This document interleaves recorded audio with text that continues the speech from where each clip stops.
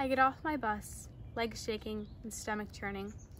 Foreign voices shout foreign words, and suddenly, I'm very aware of the fact that I know and understand no one. The 4-story looming upper school building stands in front of me.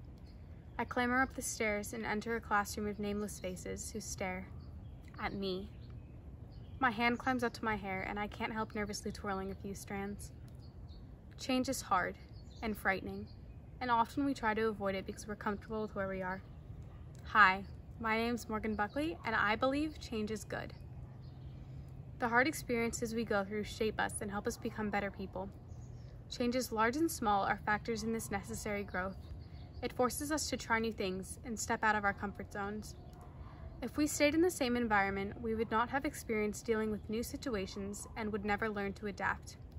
I also believe change helps us figure out who we are. It shows us what will remain constant in our lives, what we can rely on. Often, it is involuntary. This year, my classmates and I will be graduating from St. Matthews and moving on to the next chapter in our lives. I went through a similar transition in 6th grade, when my family moved to Valencia, Spain. Moving across the world is still the biggest change I have ever gone through. It gave me a whole new culture to adjust to, new language, food, and holidays. My entire lifestyle changed. I moved to the city. This meant apartment buildings, supermarket runs, loud nights, a bus to school, and a week-long festival called Las Fallas, featuring insanely loud explosives being set off every day. But I also discovered a part of me that loves city life, bustling streets, being close to everything.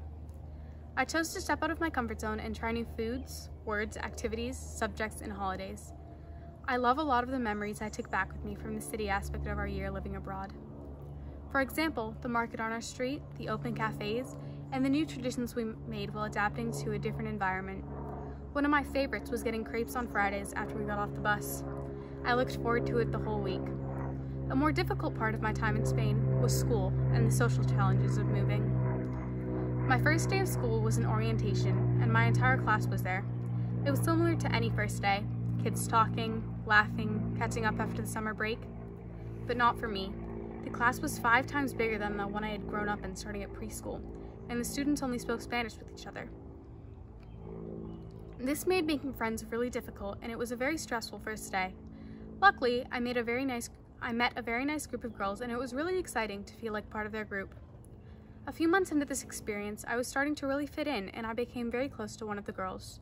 We always sat together and waited for each other at the lockers. One day, we were sitting together eating our sandwiches when her older brother came over to us. He nodded at her. She seemed a little nervous, and then pulled a slip of paper from her pocket. As she read from the paper in her hand, tears rolled down my face. She told me about how she didn't like me, that I was bossy and mean, and then finished it off with how we couldn't be friends anymore. Her words hurt, but I also felt guilty. Had I been doing everything she said? I was not aware of this behavior, and she had not brought it up in our previous 2 months of friendship. While these questions ran through my mind, I rushed off to math class with tears streaming down my cheeks. A few days later, after thoughtfully considering her words, I realized that I had not been bossy or rude, but that I was not the type of person to limit myself to only one friend, which is what she was looking for. I decided to embrace the change in my friendships and make a commitment that every day I would sit with a different group at lunch. In the next weeks, I started to make friends, but I didn't connect with anyone in the same way that I had connected with her. I bounced around friend groups, struggled with the language barrier, but I kept working at it. Finally, I found real friends that I could trust and felt comfortable around. Even though it was really challenging, looking for friends helped me to get to know my classmates and have lots of connections so I wouldn't feel as alone in a new and different place. Later that year, I invited the girl who wrote the note to my birthday party. I didn't want to leave her out because she was still connected with my friends. She came, we had a great time as a group, and rekindled our friendship. But I chose to adjust our relationship.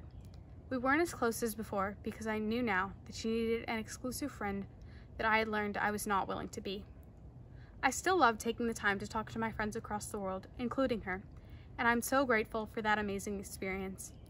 The most important benefits I received from embracing this major change were learning about myself, self-confidence, and becoming more comfortable trying new things. Recently, we have all had to follow the rules of shelter in place. While this change has been hard for many of us, we're learning to adjust to help keep people safe. This is similar to what I experienced in 6th grade. So far, I have learned a lot about myself from sheltering in place. For example, I'm a very social person.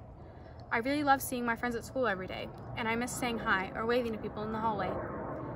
I have also learned that I'm happier and focus better after exercise.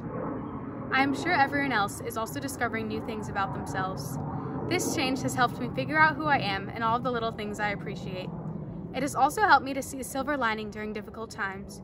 Some positive things that I've taken from shelter in place are that my family has had a chance to reconnect with old friends and relatives who live far away. I have had more time to work on learning a language, more time to spend with my sister, and more time to develop creative ways to connect while we can't see each other face to face. I encourage you to think about what our current situation has taught you. I hope that when it ends, we keep these lessons, remember those little things we take for granted, and embrace change in order to learn about ourselves. Thank you.